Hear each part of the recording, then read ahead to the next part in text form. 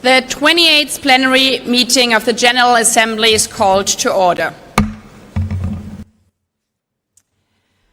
I declare open the World Social Summit under the title, the Second World Summit for Social Development. This meeting is held in accordance with Resolution 78/318 of 16 July 2024 under sub-item B of Agenda Item 25, entitled Social Development, including questions relating to the world social situation and to youth, aging, persons with disabilities, and the family. The documentation under this item is listed in the Journal of the United Nations.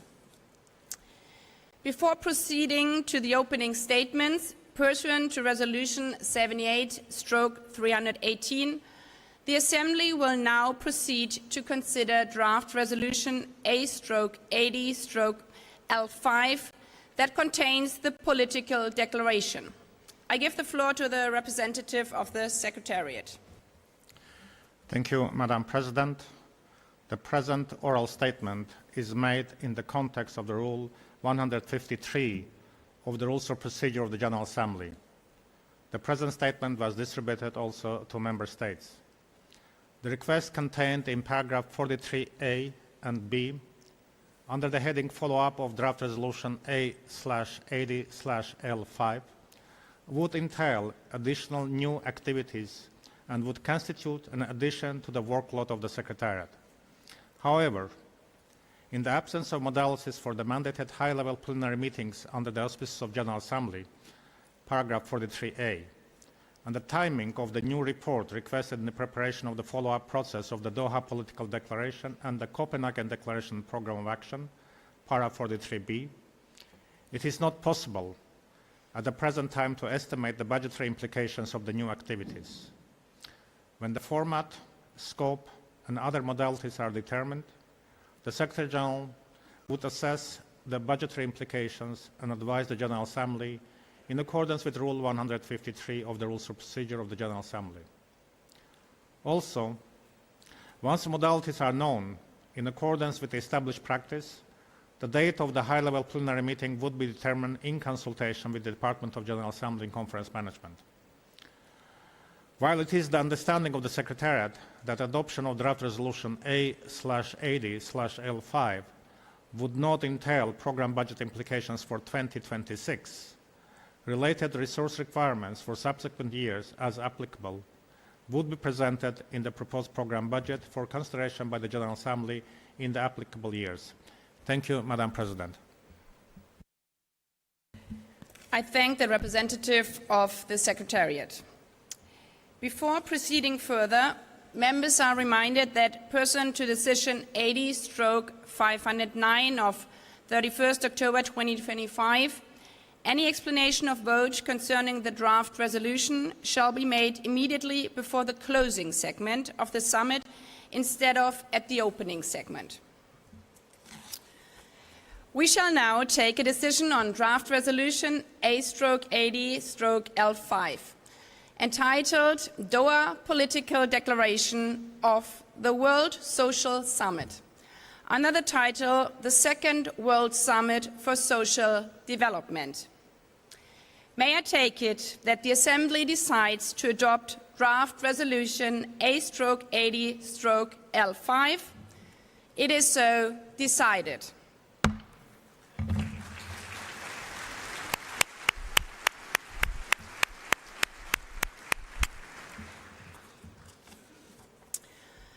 I would like to express my sincere thanks to Her Excellency Sophie de Smet, Permanent Representative of Belgium to the United Nations, and His Excellency Omar Hiyal, Permanent Representative of Morocco to the United Nations, who ably and patiently conducted the discussions and complex negotiations on this political declaration. I also express my sincere thanks to His Excellency Philippe Koudelka, the former permanent representative of Belgium to the United Nations, for his work in the initial stage of the process. I'm sure members of the Assembly will join me in extending to them our sincere gratitude. I will now make a statement as the President of the General Assembly.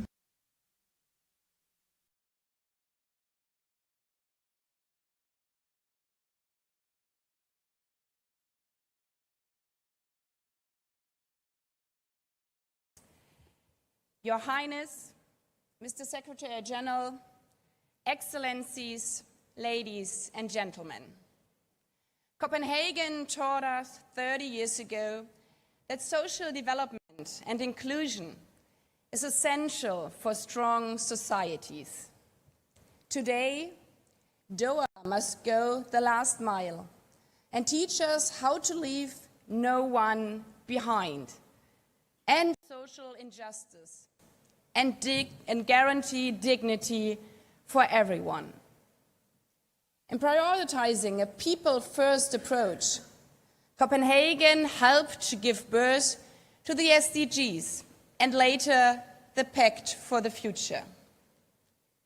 We have seen these last 3 decades what power we can have as an international community, as United Nations, when working together, when overcoming divides.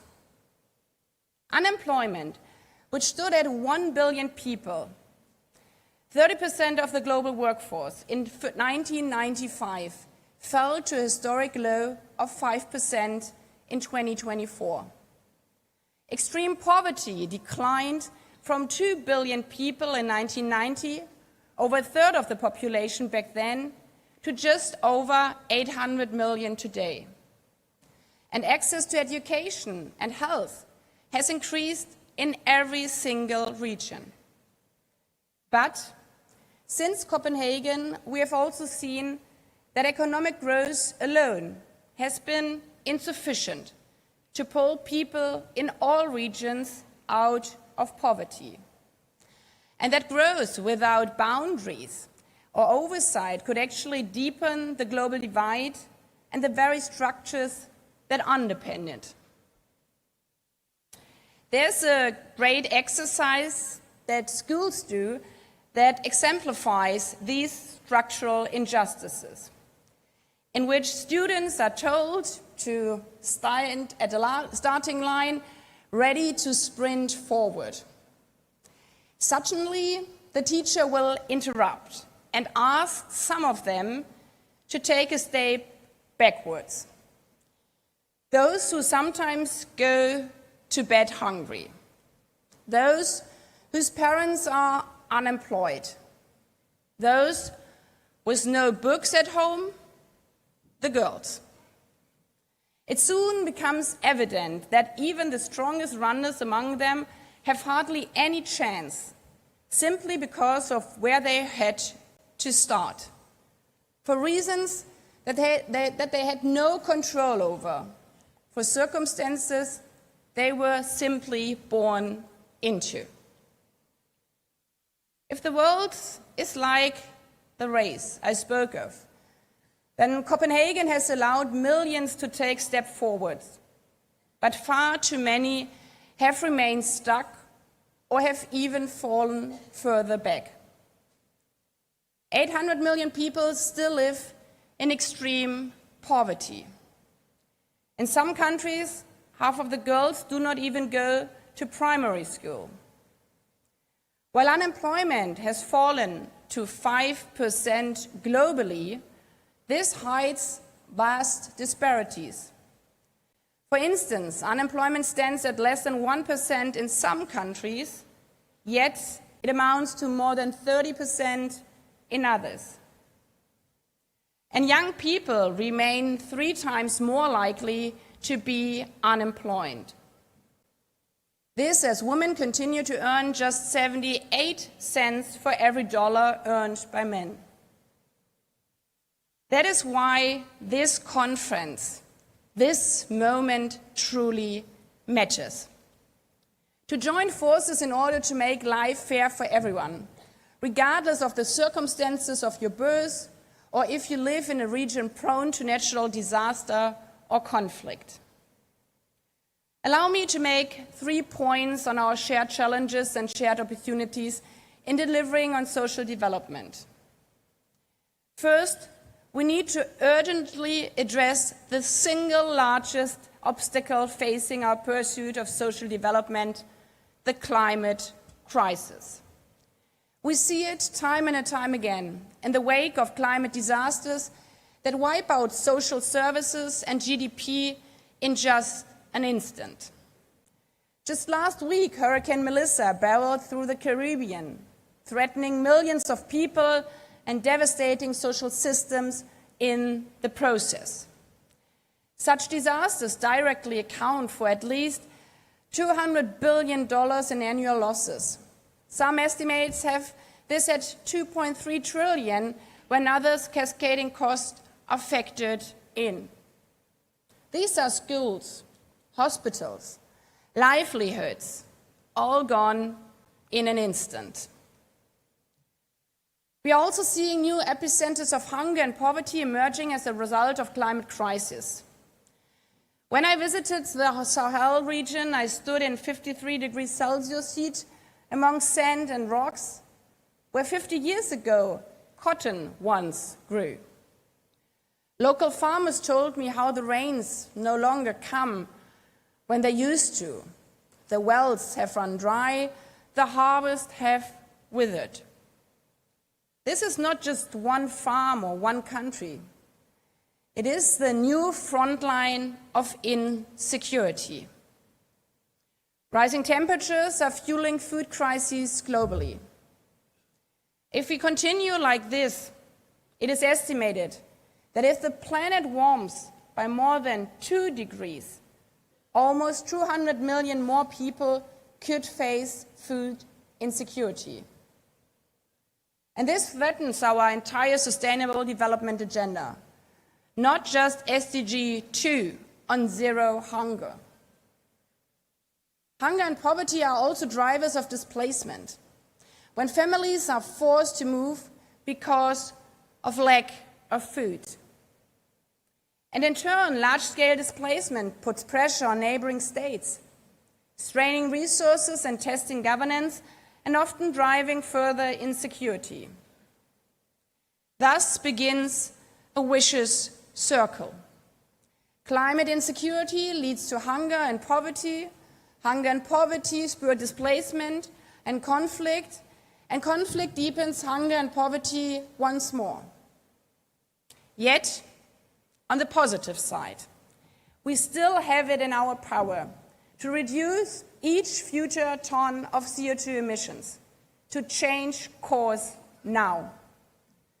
Fighting the climate crisis and ending hunger and poverty is not merely an act of charity. It is a matter of security and self-interest for all countries. And that brings me to my second point. This second World Summit for Social Development reminds us that in order to tackle these multi-dimensional issues, so too must our solutions and agendas be multi-dimensional and interconnected. The Doha Declaration, as well as the SDGs, call for holistic strategies because we cannot solve hunger in isolation from health, or poverty without addressing inequality, especially in education, or climate action without ensuring decent work. They are not separate 17 goals, but rather an integrated framework where advancement in one area accelerates progress in others. And these are not siloed agendas. They all underscore that human security is the foundation of global security. Therefore, our most important task here in Doha, as well as next week at the Climate COP in Belém and throughout the whole 80th session of the General Assembly in New York, is to defend and recommit to this vision and so truly solve these cross-regional issues in a cross-regional manner. Because in our deeply interconnected world, no country or region can secure its interest in isolation. From energy security to supply chains to conflict mediation. Take, for example, the attacks by the Houthis on cargo ships in the Red Sea that led to a heavy reduction in shipping traffic here in Gulf ports, but also manufacturing lines that stood still in Europe. Or the other way around, when due to Russian invasion of Ukraine, cargo ships full of grain could not leave the port of Odessa in the Black Sea, leading to food insecurity and exploding food crises also here in this region, as in many other parts of the world. These crises remind us that in this race to fight hunger and poverty, we are not competing against each other. We are running together. And a chain reaction that trips up one region will slow us all down. Which brings me to my third point.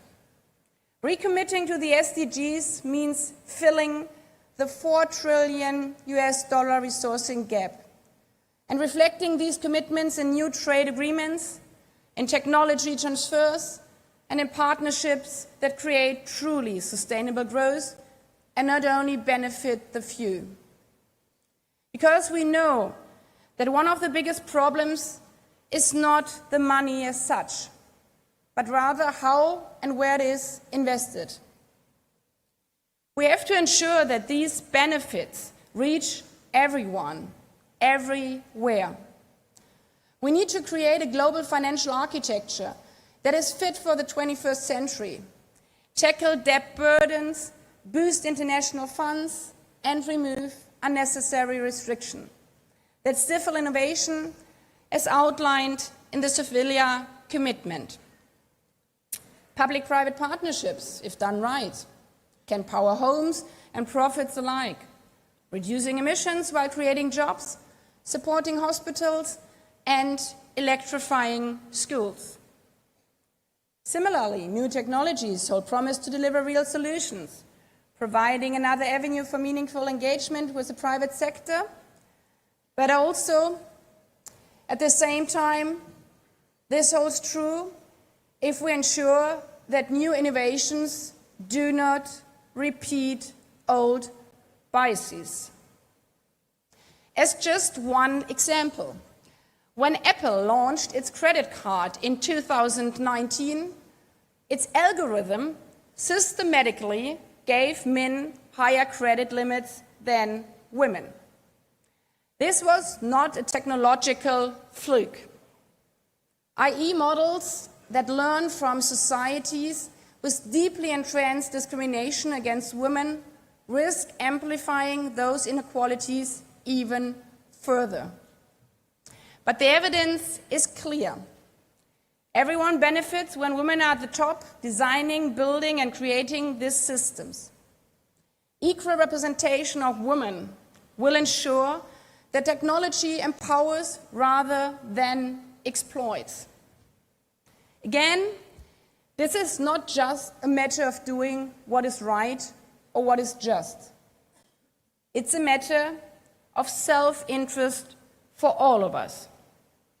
Having men and women equally at the starting line of our new technological era will produce more innovative and representative products, ultimately increasing their profitability. Men and women from all regions, especially from all developed and less developed countries. Excellencies, ladies and gentlemen, we truly live in geopolitical, challenging and fragmented times. And delivering on this Doha Declaration all together in unity won't be easy. But we should draw inspiration from those students lining up for the race, and even more from the millions out there they represent. They never quit, despite all the hurdles. So too must we. With the declaration just adopted, with the promises we made, to level the playing field for all, once and forever.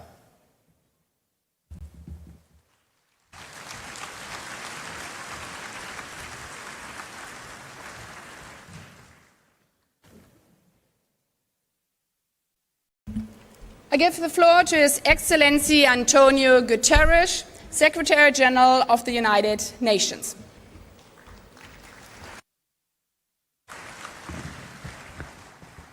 Your Highness, the Emir of Qatar, our host, Madam President of the General Assembly, Your Majesties, Your Highnesses, Excellencies, ladies and gentlemen. The first World Summit for Social Development in Copenhagen in 1995 was a moment of moral clarity. It reminded us that true development isn't about prosperity for the few. It is about opportunities for the many, grounded in social justice, full employment, and human dignity. Since then, over 1 billion people have escaped extreme poverty. Global unemployment is at a near historic low. Access to health care, education, and social protection has dramatically expanded. People are living longer, and child and maternal mortality have declined. And more girls are attending school, with rising graduation rates for all students. These achievements were the result of actions by the global community to deliver on the promise of the 2030 Agenda for Sustainable Development. Actions by governments to invest in systems that lifted people up rather than leaving them behind. Actions by international organizations and civil society partners to support development. Actions by businesses to ensure that practices enabled, not erased, social development and social justice. And actions by donors to help countries invest in their people, infrastructure, and economies. But this second World Summit for Social Development opens at a moment of high global uncertainty, divisions, conflicts, and widespread human suffering. People are still facing hunger, poverty, displacement, and unemployment. Developing countries are not getting the level of support they need. And we are not moving fast enough to mitigate the volatility and outright destruction wrought by a warming planet. And we are falling short on the Sustainable Development Goals. Your Majesties, Your Highnesses, Excellencies, the Doha Political Declaration represents a booster shot for development. At its heart, the declaration is a people's plan. Bringing it to life requires action in 4 areas. First, a people's plan means accelerating our fight against poverty and inequality. It is unconscionable that nearly 700 million people still live in extreme poverty, with the richest 1% own a nearly half of global wealth. It is unacceptable that millions go hungry every day or die each year from preventable disease. Trends made far worse by relentless global aid cuts. And it is intolerable that almost 4 billion people lack access to any form of social protection at all. Fighting poverty requires targeted, country-led investments and strategies in all the systems that people need. Food systems that can reach all people with affordable, nutritious, sustainably produced food. Universally accessible health systems that can deliver care and medicine to every person, no matter where they live or how much they earn. Water and sanitation systems that deliver clean water to all. Adequate, affordable housing. Energy systems that are clean, reliable, and accessible to all, powering development and jobs. Education systems capable of reaching every child and young person with quality education and skills, underpinned by well-trained and supported teachers. Universal social protection systems that can support people when they need it, and reliable, robust and disaggregated data to track out progress. And progress also depends on investing in the future of our planet. Governments must arrive at the upcoming COP30 meeting in Brazil with concrete plans to slash their own emissions over the next decade, while also delivering climate justice to those on the front lines of a crisis they did little to cause. Just look at Jamaica. The clean energy revolution means it is possible to cut emissions while growing economies. But developing countries still lack the finance and technologies needed to support their transitions. In Brazil, countries must agree on a credible plan to mobilize $1.6 trillion annually in climate finance by 2035 for developing countries. And developed countries must honor their commitments to double finance for adaptation to at least $40 billion this year. And the Loss and Damage Fund needs to be capitalized with significant contributions. Second, a people's plan requires a laser focus on job creation and employment. In every country, governments and the private sector must join forces to promote decent work, living wages, and pathways for workers to transition from the informal economy to jobs in the green, digital, and care economies. Investments in training, skills development, and lifelong learning are essential. As called for by the Global Digital Compact adopted last year, countries should focus on closing the digital divide, achieving universal digital connectivity, and ensuring all people can gain skills in digital technology and artificial intelligence.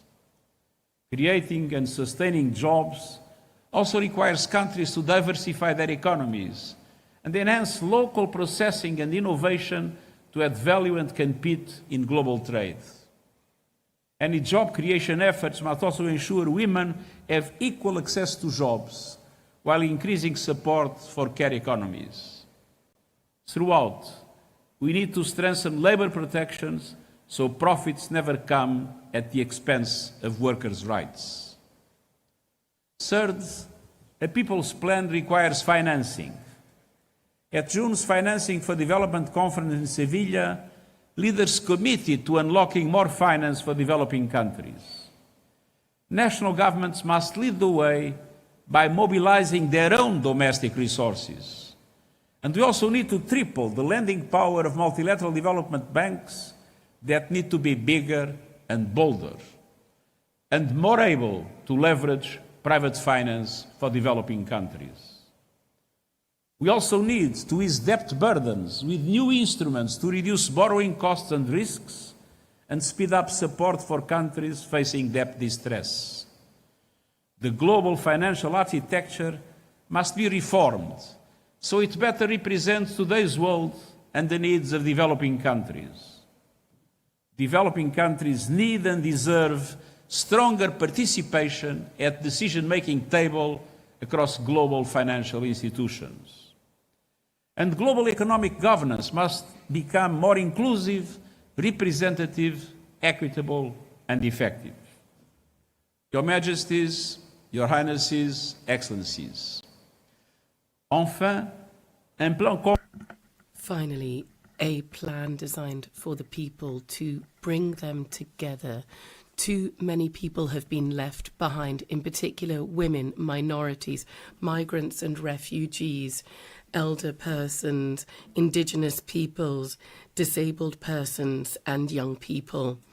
Many are subject to prejudice, threats, poor treatment, and even demonstrable acts of violence, be this at home, in their workplaces, in the streets, or online. Governments must defend and protect democratic values, ensuring that the voices of all people, including the most vulnerable, whatever be their age or background, be heard. They must continue to lift obstacles to the participation of women, from boards in businesses to political power, and eliminate all forms of discrimination and gender-based violence. There is a need to focus on the needs for a more active presence of women in new technologies.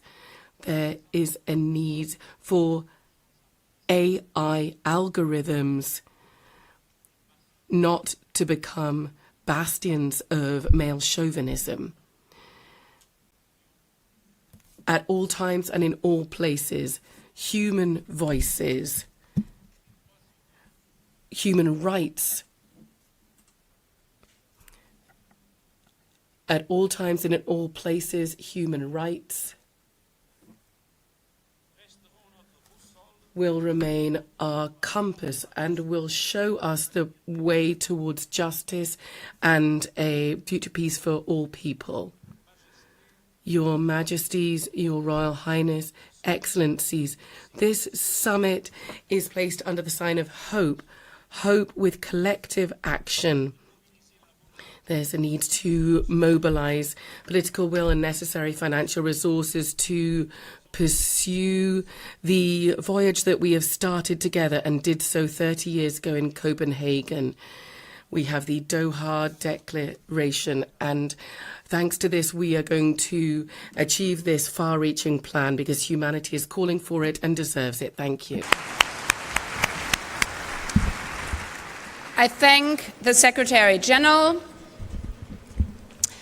I invite His Highness Sheikh Tamim bin Hamad Al Thani, Emir of the State of Qatar, in his capacity as host country, to address the Assembly.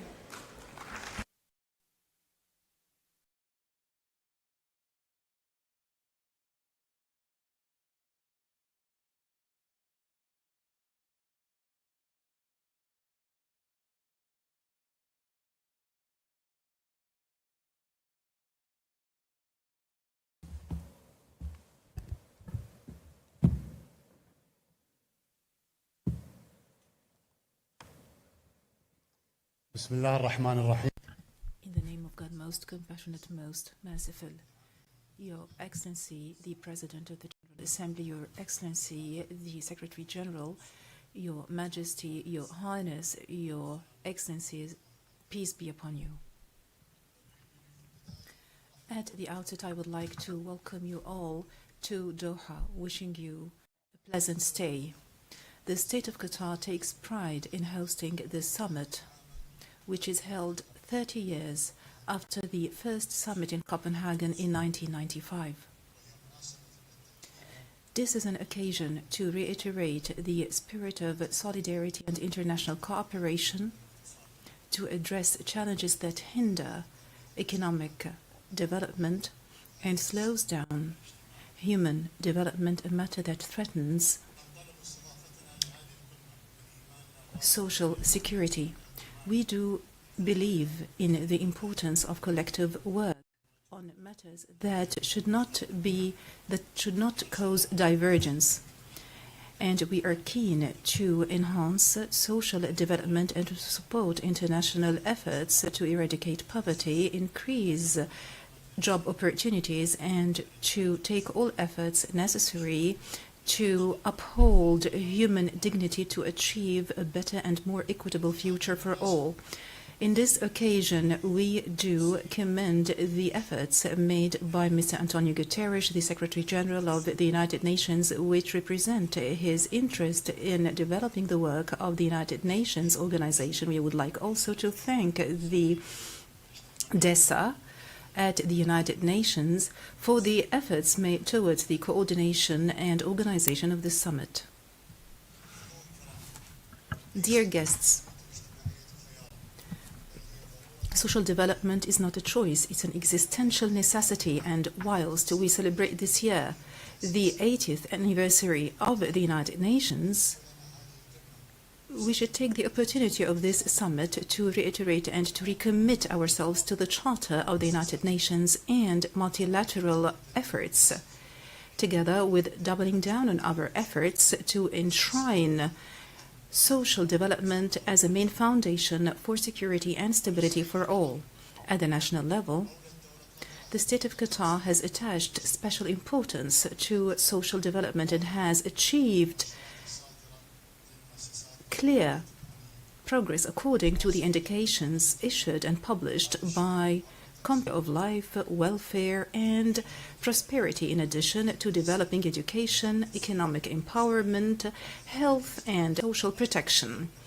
The state of Qatar, through the Ministry of Family and Social Development, has launched its 2024-2025 strategy under the slogan From Care to Empowerment, which is based on creating a community and a society that is based on the equality of opportunities, and which comes in line with the 2030 vision of the state. At the international level, we are cognizant of the fact that challenges hinder social development as poverty and social inequality and unemployment. All this calls upon us to make consolidated efforts, and we cooperate closely with the United Nations in this regard, and we have spared no efforts towards honoring our undertakings and our commitments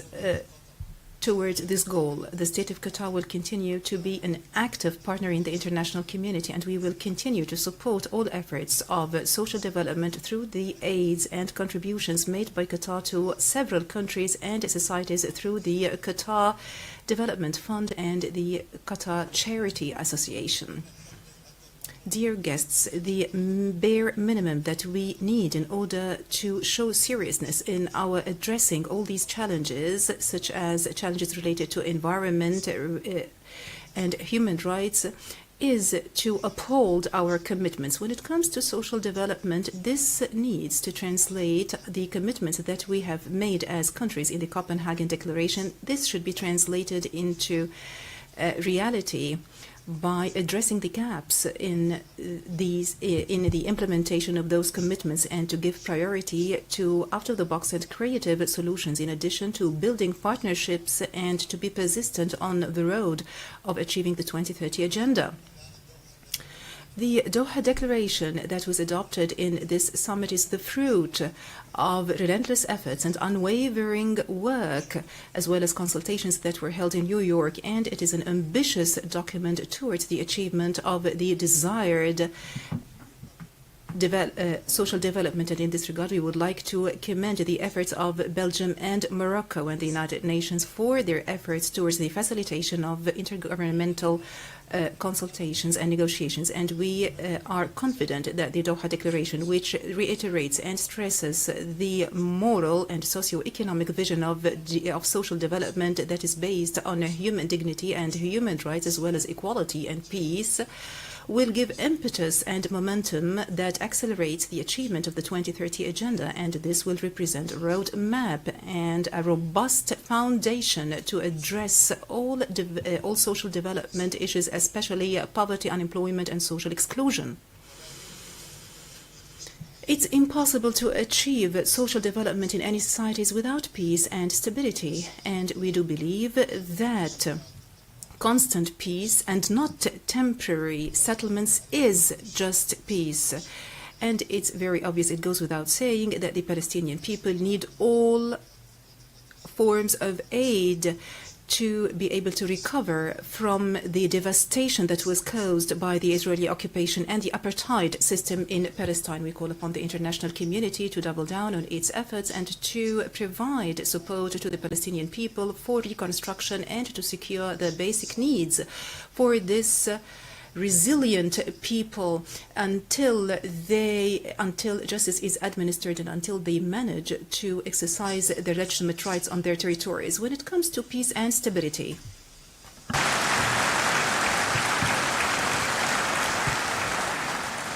when it comes to peace and stability, I would like to conclude by saying and by mentioning that we were shocked by the atrocities that were committed in Al-Fashir in the Sudan. were we in need for another piece of evidence to recognize that any manipulation of stability in countries will eventually lead to such shocks and catastrophes and carnage? The Sudan has been going through this carnage and manslaughter for 2.5 years. It's high time we stopped this carnage. We need to achieve a political solution that achieves the territorial integrity and stability of the Sudan. Dear guests, our success will only be measured by our ability to represent and to translate our commitments to tangible procedures which are translated into social development for all, especially in developing countries. And together we can transform this summit into an important juncture that gives rise to steps that would eventually contribute to transferring and translating our slogans of peace and prosperity into a lived reality. In conclusion, I would like to reiterate my welcoming of you to Doha, and I wish that this summit would lead to its desired goals. Thank you, and peace be upon you.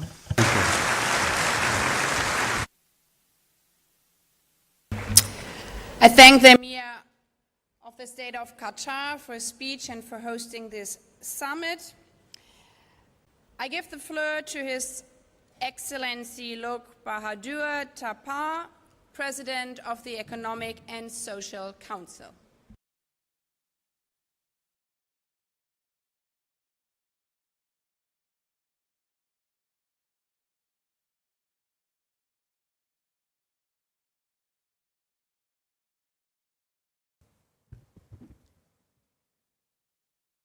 Madam President, Your Highness, Amir of the State of Qatar,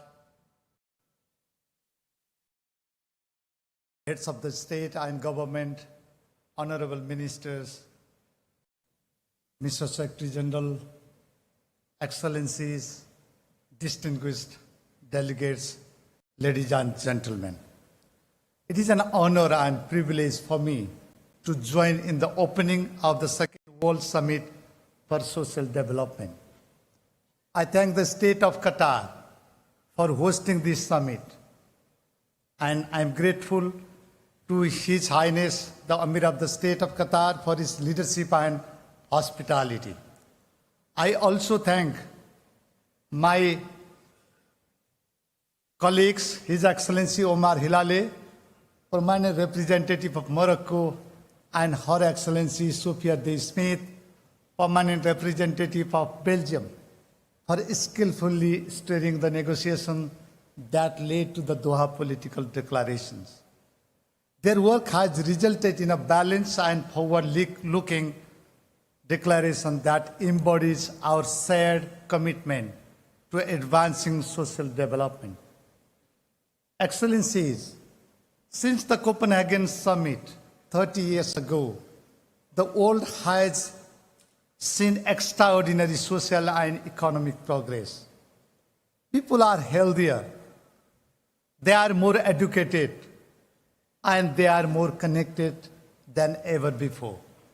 Yet, we are still far from reaching the SDGs. Only 35% of the SDG target are on the track, and governments are grappling with diminishing opportunities for meaningful employment, widening inequalities, and growing insecurities. On this, the Doha Declarations is a milestone. It underscores the urgency of strengthening the social dimension of social development. And it calls for actions on 3 interrelated priorities: ending poverty, ensuring full and productive employment and decent work for all, and promoting social inclusion. Excellencies, over 800 million people still live in extreme poverty. In addition, billions live very close to the poverty line. Even a minor shock, a sudden illness, an unexpected expense, the loss of a job, or a climate-induced disasters can send them into poverty. Informal employment continues to affect over 80% of workers in Africa and 70% of workers in Asia. Income and wealth are increasingly concentrated at the top. Today, the world's richest 1% of the populations own more wealth than 95% of humanity combined.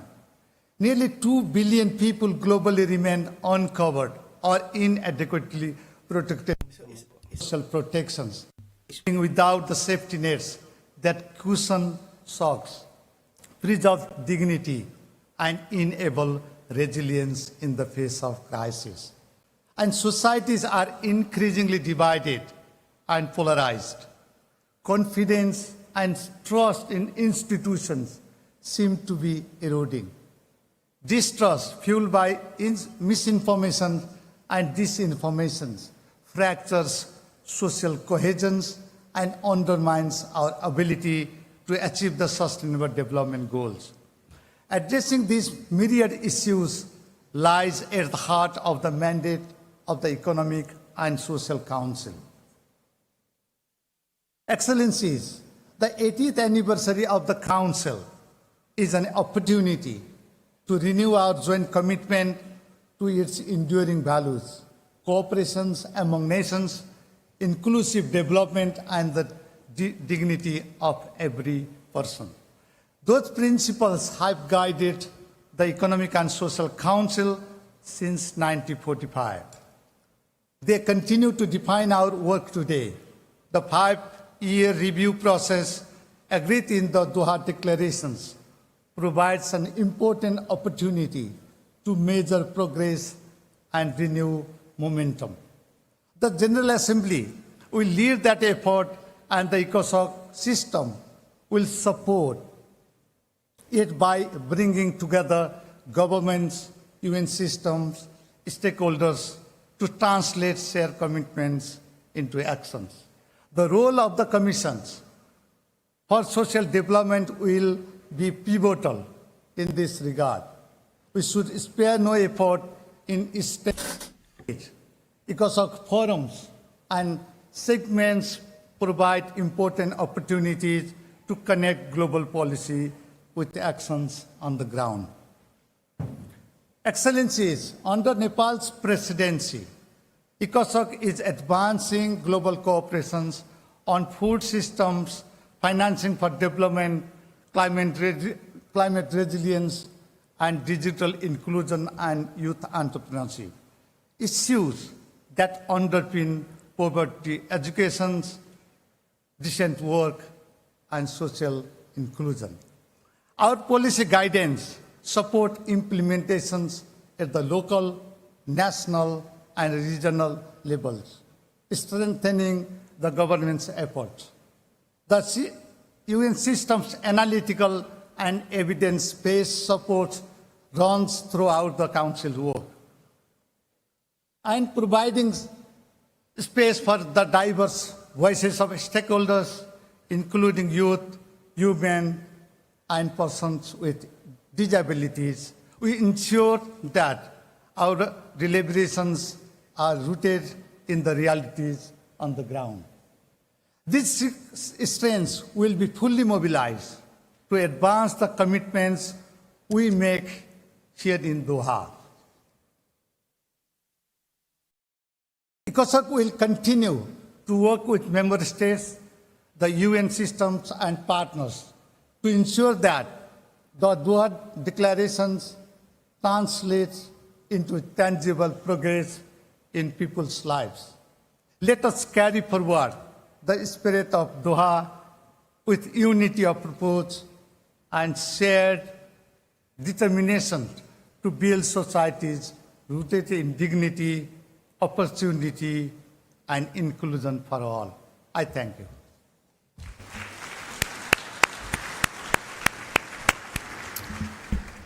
I thank the President of the Economic and Social Council.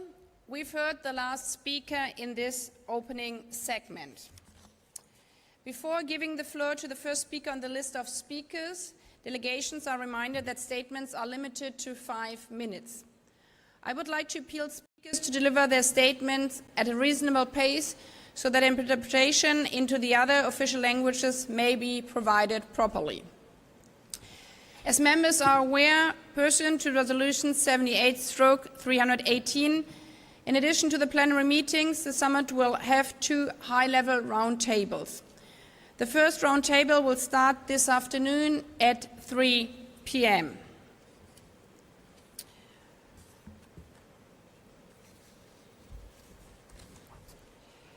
I invite, now my microphone is not, I invite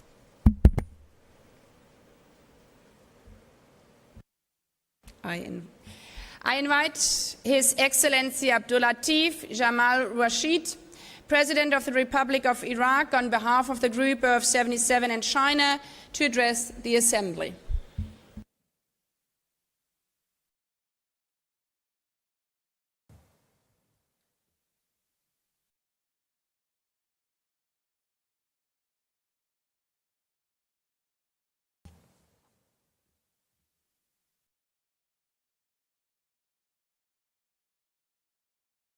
Your Excellencies, distinguished delegations, ladies and gentlemen, it's an honor to deliver this statement on behalf of Group 77 and China.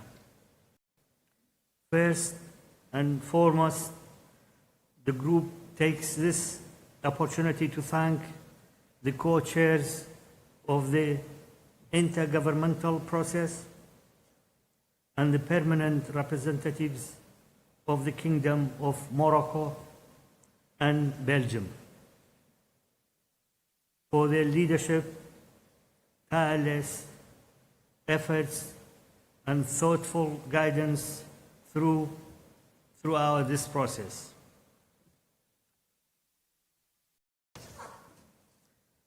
The group also conveys its sincere appreciations to the State of Qatar, its leadership, and people of the generosity, warm hospitality, and excellent arrangement that have enriched our deliberation at this historic summit. We gather today in Doha with great hope that this meeting will inspire concrete progress in advancing the welfare and dignity of all people. As we approach 2030, the international community stands at a pivotal moment, one that calls for resolve to translate our commitments to tangible outcome in the lives of, of all our nations. Though our path and achievements may differ, our shared aspiration for more just and secure world unite us. Let us this summit be a step towards a deeper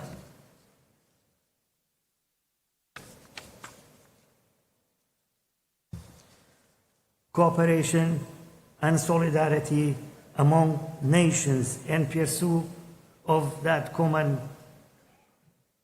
vision. Against this background, this background, the group wishes to emphasize the following points. First, we must redouble our collective efforts and place equal emphasis on the 3 pillars of social development to achieve the commitment made 30 years ago. Addressing the existing gaps and inadequate means of implementation remains a pressing challenge. The principle of common The principle of common but differentiated responsibilities must remain central, as the international cooperation and solidarity are indispensable and to addressing these challenges. Second, the group underscores the urgent need to confront persistent social development challenges by reducing uncertainty, inequality, and insecurity, while upholding human dignity, human rights, and fundamental freedom for all. Third, the group welcomes the measures undertaken by member states to promote equal opportunity, inclusion, and social justice, and reaffirm its full commitment to ensuring that all individuals are empowered to participate fully in social, economic, and political life. Fourth, the group welcomes the inclusion of racism as a cross-cutting issue in the outcome text, highlighting the need to stop up our efforts to fight against all forms of racism, racial discrimination, xenophobia, and related intolerances. However, the group regrets that genuine progress in addressing this enduring scourge still falls behind our aspiration. Fifth, the group stresses that migration is an ember of development and recognize the positive contribution of migrants to inclusive growth and sustainable development in countries of the origin. Transit and destination. We acknowledge the importance of addressing the nexus between international migration and social development in a comprehensive and balanced manner. Six, while technology is an essential tool for achieving development goals, access to its benefits remains unequal. The group, therefore, emphasizes the urgent need for concerted action to bridge the growing digital divide. Seventh, the group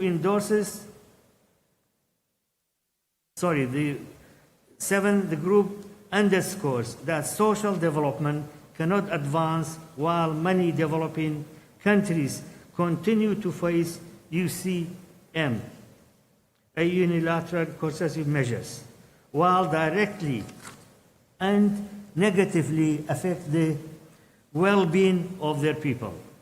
The group reaffirms that measures impede in economic and social progress and calls for the complete elimination. In conclusion, the Group 77 and China reaffirms our shared commitment to balancing people at the center of development. Let Doha mark a renewed resolve to act with unity, compassion, and determination so that the promises we make today become a living reality for all. Let us leave no one behind. I thank you for listening to these comments.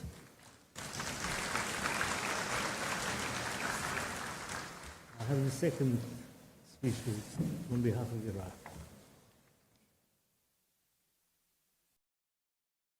Bismillah ar-Rahman ar-Rahim. Deliver my speech on behalf of Iraq in Arabic.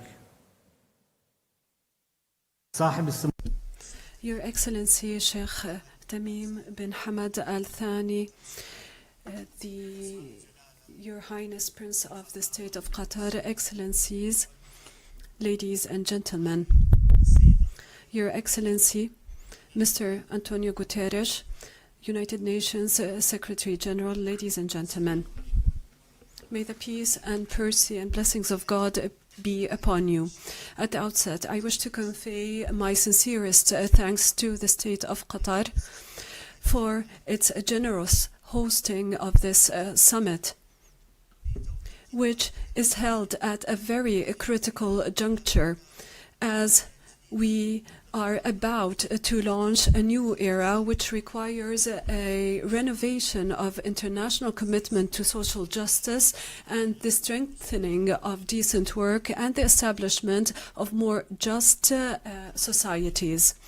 Equally, I wish to address my thanks to the United Nations and its specialized agencies for its unstinting support for member states in their implementation of the 2030 Sustainable Development Agenda and for its active partnership alongside Iraq on our developmental path. Equally, we thank all participating states for efforts made in preparing the Doha Declaration, which represents a quantum leap towards strengthening comprehensive, inclusive and sustainable social development at the global level. Ladies and gentlemen, our meeting today under the second summit is held over 30 years since the Copenhagen summit in 1995.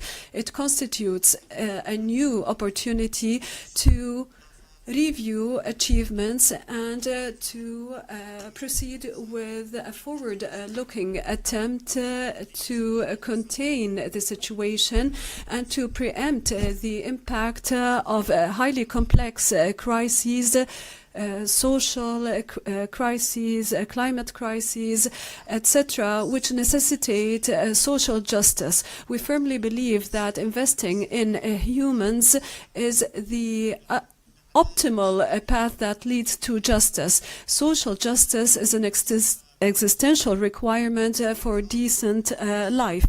Discrepancy in opportunities, economic opportunities, climate threats, drafts, poverty, etc., all mean that the international community must assume yet a bigger responsibility in upholding the very principles that underpin social justice.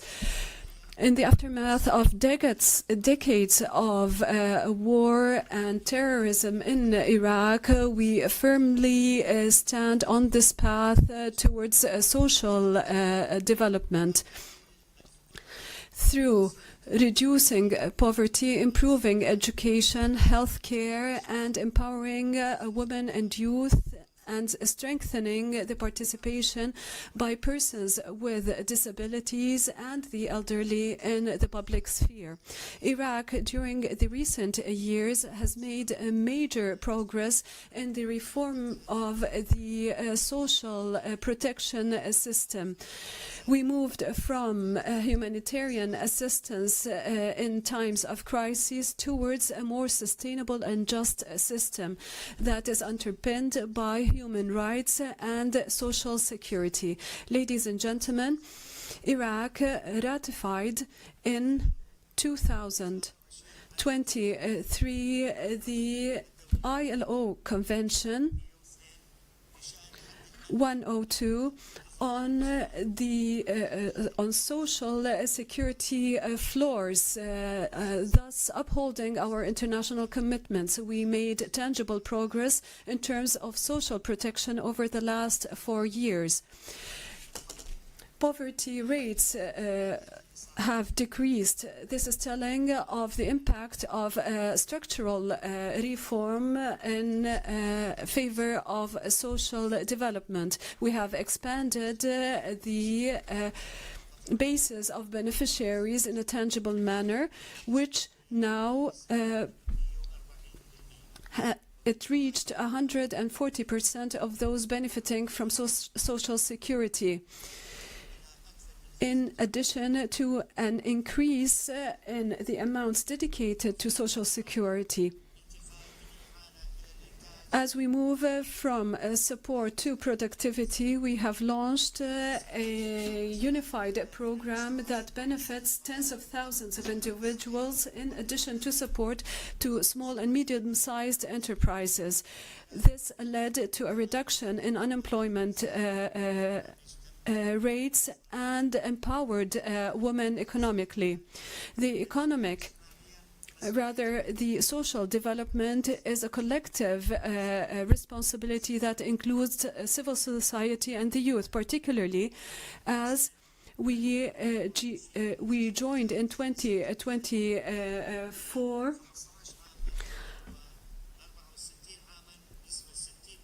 the ranks of those countries with a large presentation or portion of youth among its population. This prompted us to improve job opportunities, the development of skills, and the focus being placed on entrepreneurship in favor of youth and women.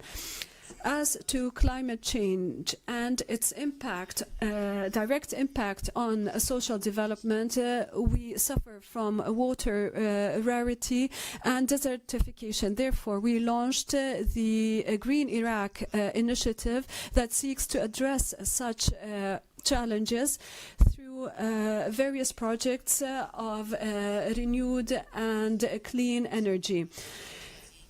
Between 2024 and 2023, we are focusing on the increase of renewable energy share and a clean energy share, in addition to an increased participation by the private sector in this effort, and a focus on agriculture to improve air quality and climate adaptation.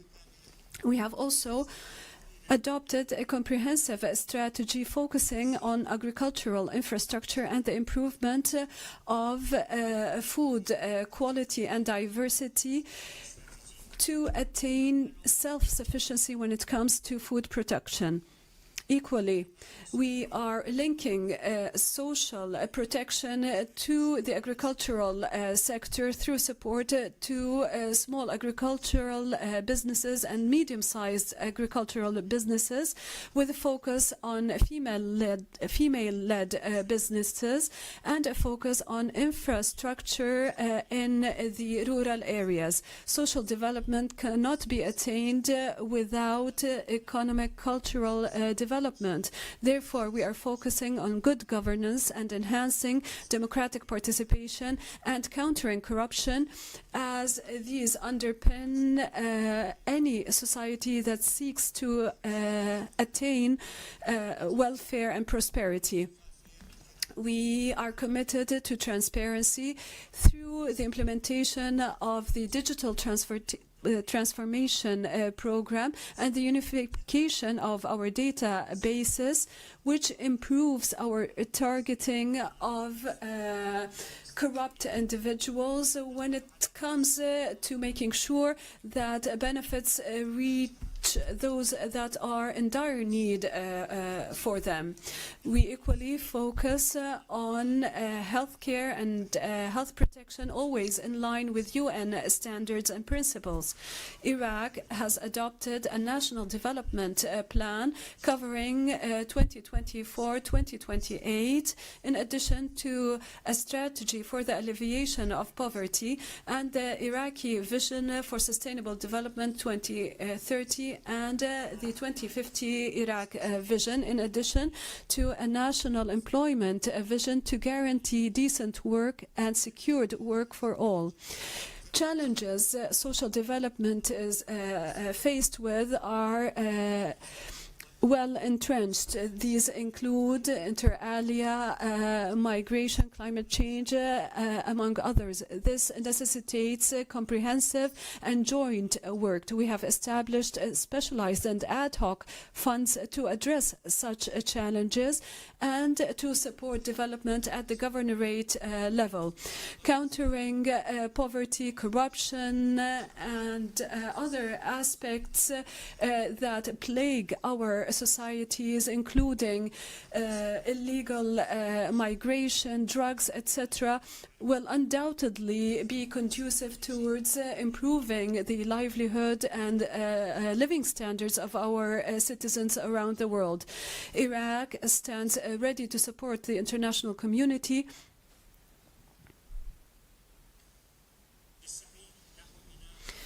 in establishing a more just and equal world where human dignity and rights are always upheld.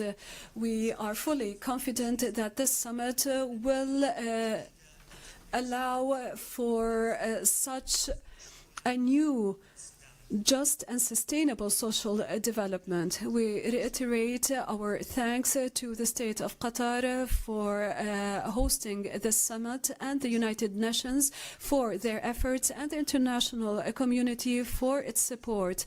And we look forward to fruitful outcomes of the current summit. Thank you very much.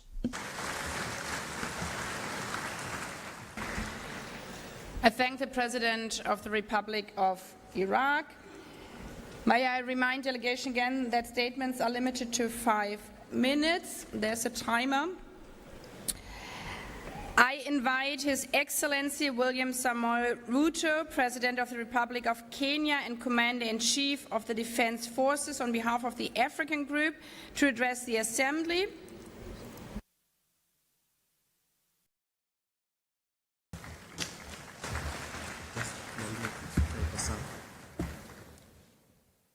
Madam President, Excellencies, Heads of State and Government, distinguished delegates, ladies and gentlemen, on behalf of the African Group, I extend warm appreciation to you, Madam President, and to the State of Qatar for hosting this historic summit, a moment to renew our shared promise 30 years after Copenhagen to place people at the heart of development.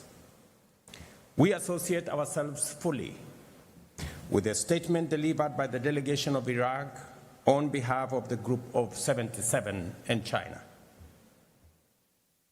Excellencies, 3 decades after the first World Summit on Social Development, the world can point to real progress in reducing poverty, improving food security, expanding education, health, and social protection. Yet, persistent and widening inequality within and among nations continue to erode these gains. Global systems of trade, finance, and technology remain unequal and exclusionary. Poverty, unemployment, and social exclusion have been and remain the defining challenges of our time. Confronting them is not charity, it is justice for humanity. Across many sub-Saharan and sub-regions in Africa and Western Asia, hunger is rising, growth is slowing down, and vulnerability is deepening. Health and education systems are under strain, and energy deficits hold back opportunity. Beyond income, inclusion depends on access to essential services that empower individuals and protect dignity. Universal access to affordable and quality health care is not a luxury. It is a right for every human being. Housing insecurity, manifesting through homelessness, overcrowding, and substandard shelter, continue to breed inequality. As housing costs outpace wages, affordable housing must become a cornerstone of social development. Informal and precarious employment remains yet another of the gravest obstacles to stability and growth, particularly in low and middle income countries where millions live close to the poverty line. Ladies and gentlemen, the digital divide is emerging as one of the greatest barriers of our time.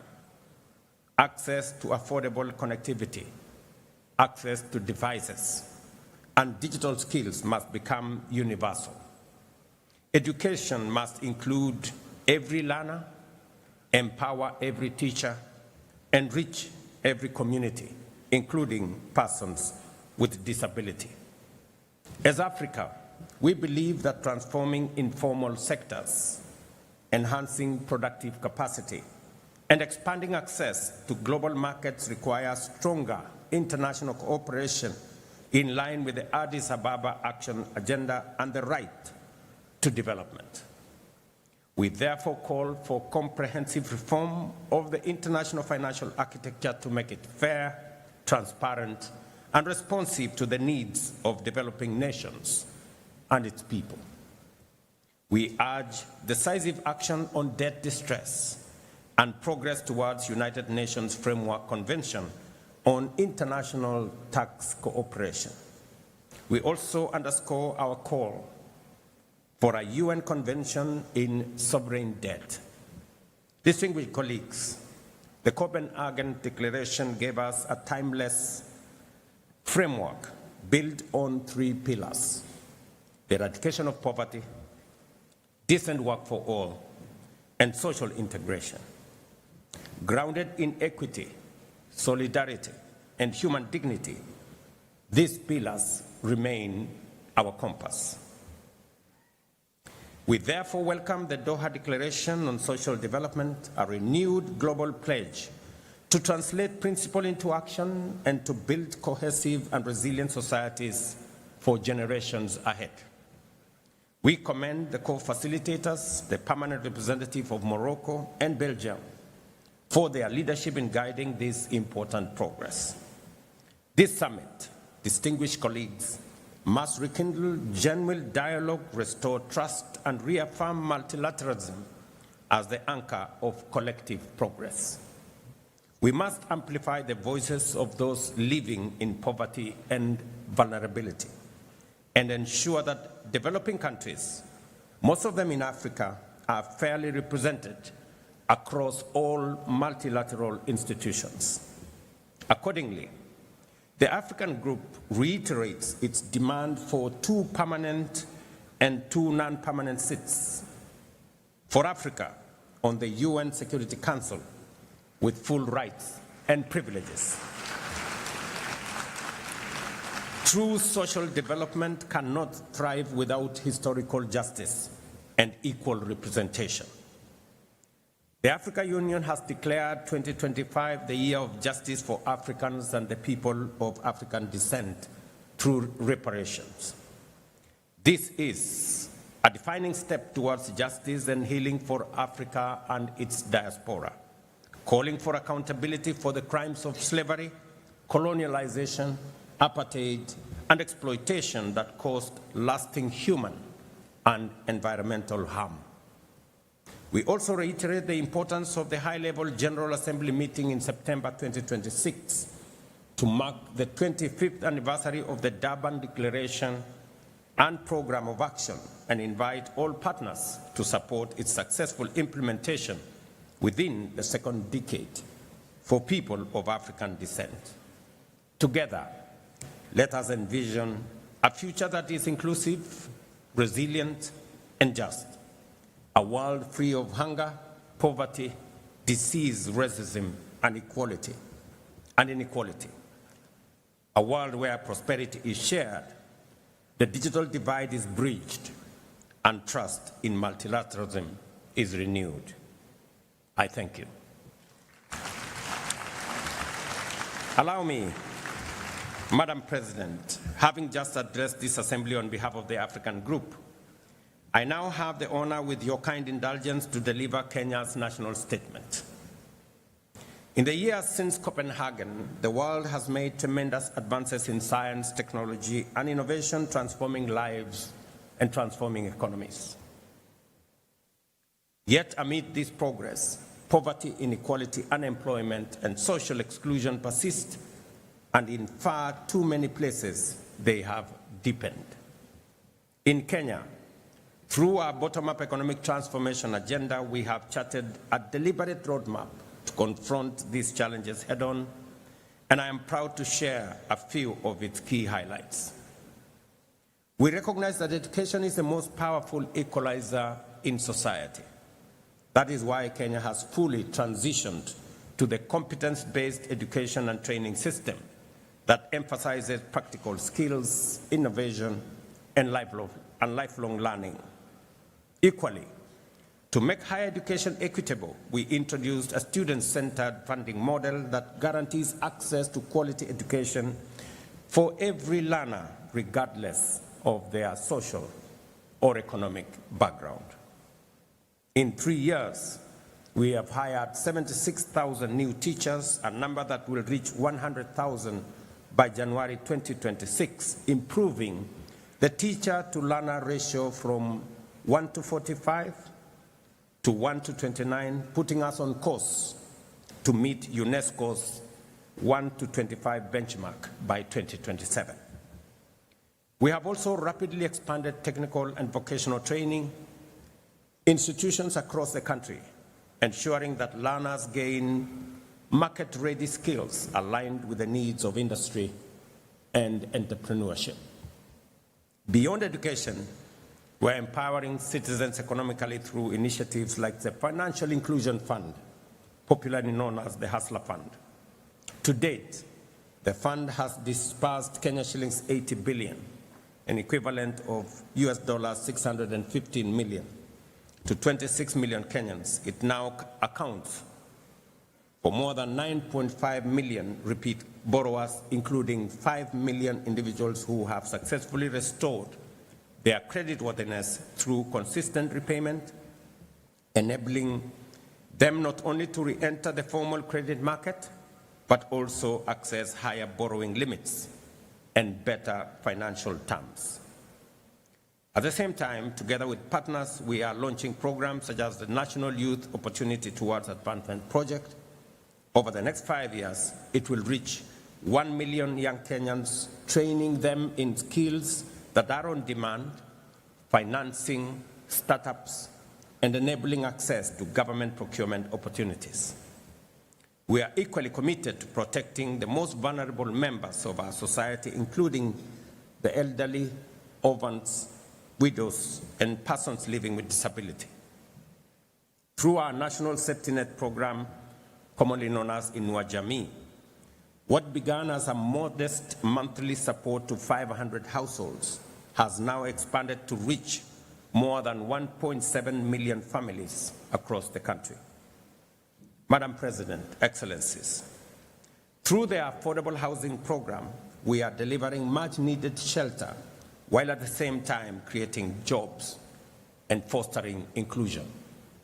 Today, over 230,000 housing units are under construction nationwide, employing more than 340,000 Kenyans and expanding opportunities for local artisans and small businesses. We are also expanding pathways for labor mobility through bilateral agreements with partner countries, like here in this great country of Qatar, where over 70,000 Kenyan nationals are proudly working and earning a decent living and contributing to inclusion back at home.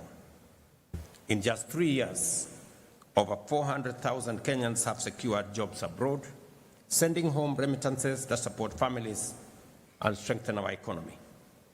In the digital economy, nearly 2 million Kenyans have been trained in digital literacy, and over 300,000 young people have accessed digital jobs in e-commerce, business process outsourcing, and innovation hubs. Through reforms in health, ladies and gentlemen, the number of Kenyans with medical insurance has grown from 8 million in 2023 to 27.2 million today, ensuring that no one is denied health due to inability to pay. In summary, Excellencies, Kenya's experience affirms that people-centered policies deliver transformative results. Yet, in an interconnected world, national action alone cannot overcome global inequalities. It is therefore incumbent upon us today to stand together with renewed resolve to confront and dismantle the entrenched structures that enable global exclusion and perpetuate inequality. Regrettably, Madam President, I note that this Doha summit convenes at a time when global solidarity is in advancing social development has weakened considerably. 30 years ago, in Copenhagen, the world spoke with one accord and acted with common purpose. Today, however, that sense of shared conviction has significantly dimmed. Faced with new and complex crises, from climate shocks and conflict to unequal trade and debt distress, nations are too often divided by competing interests, inward-looking nationalism, and short-term calculations. We witnessed it in the inequitable distribution of COVID-19 vaccines, in the unmet pledges in the climate finance, and in global systems that privilege power over partnerships. The consensus that once bound us together in Copenhagen is fraying. The world risks retreating into isolation at a time when cooperation should be a priority.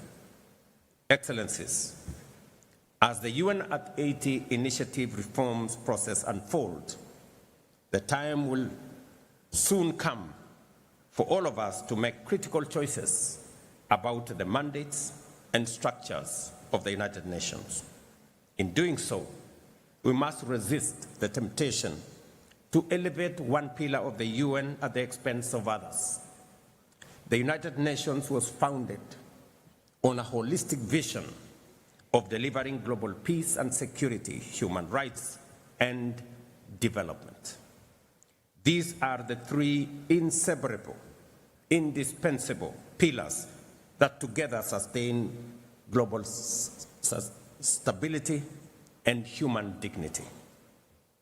I have no doubt in my mind that while the UN must remain the foremost guardian of global peace, it must also be a catalyst for prosperity and a champion of human dignity everywhere and anywhere. The Doha Summit must therefore renew our shared resolve to act decisively, both as individual nations and as a united global community, to eradicate poverty, create decent work, and advance social inclusion as the surest path towards a world that is truly resilient, inclusive, peaceful, and sustainable. I thank you for your attention.